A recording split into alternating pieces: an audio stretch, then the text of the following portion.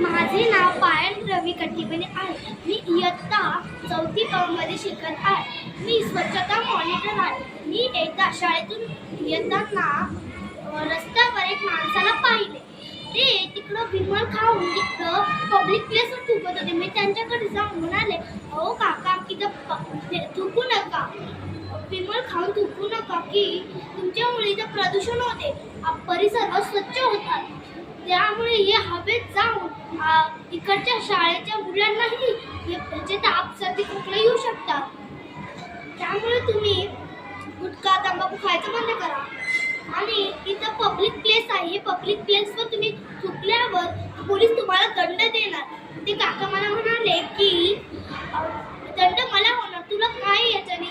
तर मी म्हणाले, काका तुमच्यामुळे आमचे परिसर अस्वच्छ होतात आणि हे पब्लिक प्लेस आहेमुळे त्याच्यामुळे जास्त लोक चलतात, त्यामुळे यांना सुद्धा हे होऊ शकतो.